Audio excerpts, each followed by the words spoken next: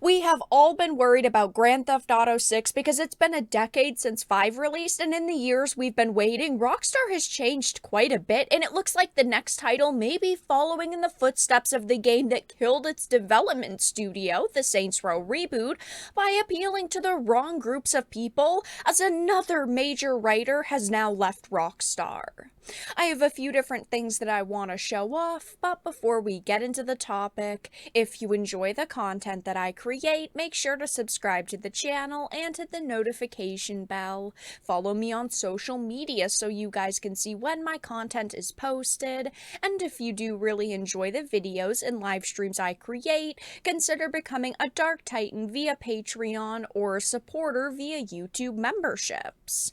Now, I've had to talk about Grand Theft Auto 6, the future of the franchise, and Rockstar quite a bit on the channel because there have been worries for many years at this point that Rockstar may not be going in the direction we have expected with GTA 6. And obviously, it's been a decade since 5 released, and our expectations for this are massive. I mean, people's expectations for this game are absolutely insane at this point, so it's bound to disappoint some people who have been waiting so long for it. But now a new report by Niche Gamer says Grand Theft Auto 6 looks like Saints Row Reboot as another writer leaves. Now, it is never a good sign when you have established writers or creatives at a studio leaving, especially mid-development of one of their largest games. I mean, GTA 6 is going to be one of the largest games ever created when it releases, never mind just for Rockstar. I mean, it is Rockstar's largest game by far. But it says Grand Theft Auto 6 is looking like the Saints Row Reboot as another writer leaves. It says GTA 6 might be following in the footsteps of the Saints Row Reboot as another writer who has been with Rockstar Games for 16 years has vacated the studio. Now, obviously, Saints Row Reboot was a massive disappointment. I mean, it killed Volition. I just talked about that recently because it was only recently just announced, but it killed Volition after 30 years of creating games, which of course is very sad for the people who have a lot of love and nostalgia, not just for Saints Row, but the studio in general, all of the other games that they've created. But even the writing was on the wall for Volition and for the Saints Row Reboot before it came out. I mean, the Saints Row Reboot was announced all the way back in 2021. It came out at the very end of 2022. But before that, we had heard that there were a lot of writers and creatives who had left Volition leading up to the official announcement, and it seemed like they either, did not want to work on this new reboot, they didn't really believe in what they were creating. And it just seemed that, yes, a lot of people who had worked on previous Saints Row titles did walk away from the project, and we see how that game turned out.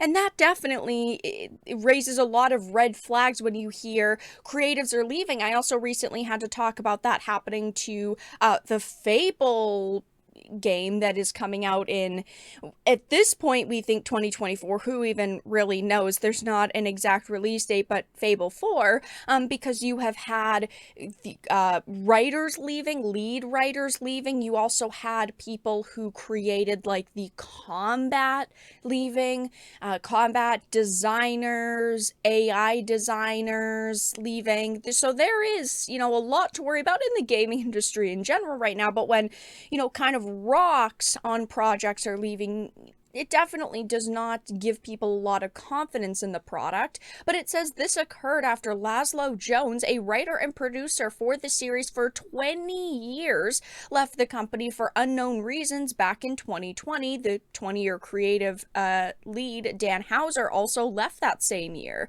The latest to vacate the company is Michael Unsworth, who served as a writer for Red Dead Redemption and a dialogue writer for GTA 5 and 6, Max Payne 3, LA Noire, Midnight Club Los Angeles, and other games. So he has been, again, with the company for many years, a rock at Rockstar.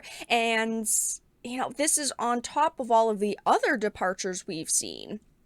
It is said that the news was learned after he updated his LinkedIn profile to reflect his moving on from the company. When Hauser had left Rockstar, the parent company Take-Two downplayed his departure, saying that things couldn't be better at the studio. And they may try to convince us of that now, but I definitely do not think that that is the case. And we've had a lot of worries when it's, come to Rockstar. Most notably, the Grand Theft Auto 5 expanded and enhanced edition back in April 2022 had censored allegedly transphobic content, any kind of content that deemed mocking towards, cross-dressers and transgender people. So there were, a lot of worries then that have most certainly ramped up, but we have also seen a trend of games taking the Grand Theft Auto outline and going woke, most notably the Saints Row reboot, but it is important to point out that Saints Row reboot was always kind of known for being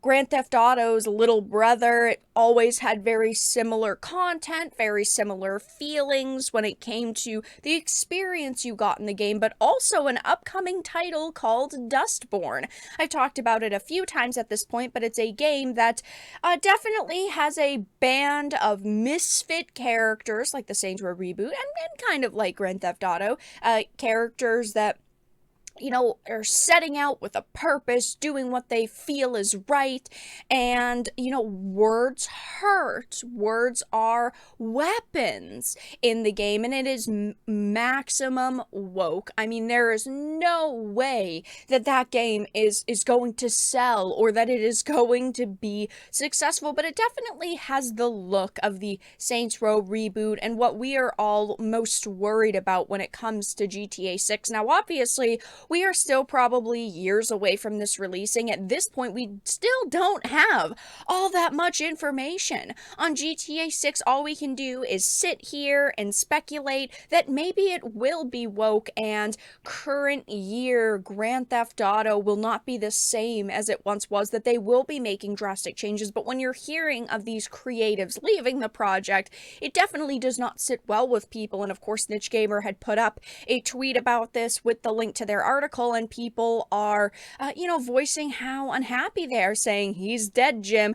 Definitely don't like that." I mean, there's nothing to like about this situation. And not only have they not really given us a lot of info on this game, but hearing year after year creatives leaving, to me, screams that it is in development hell. This is probably going to be one of the most expensive games to release ever once it finally launches. And, with a big budget, obviously, comes big problems, because the scale of this game, from what we have heard, is going to be absolutely enormous, but it still may not be the quality we expect. I have played every Grand Theft Auto game. I used to absolutely love Saints Row before the 2022 reboot, and I want this title to be good. I want it to come out. I want it to be a success. I want it to be as successful as GTA 5 that we have been playing for a decade happily. But at this point, we don't know when it's going to release. We don't know what content is going to be in it. We don't know if they're going to take a step back, a step in the wrong direction compared to all of the other games that came before it. There are a lot of worries that this game may be a bit more politically correct, and if that happens, I definitely think that this game is going to see massive boycotts. It's going to face massive backlash. Only time will tell, but yes, another rock at Rockstar, another major player that was part of Grand Theft Auto 6 has now left the company, leaving a lot of people to question if this game is truly in development hell. But that's all that I really had to discuss in this video. Let everyone know your thoughts in the comment section down below. If you enjoyed this and of course found it important and informative, make sure to give it a like, share it, and subscribe to the channel. And of course, if you didn't, make sure to give it a dislike. I appreciate your support either way, but I will talk to you all again in the next video really soon.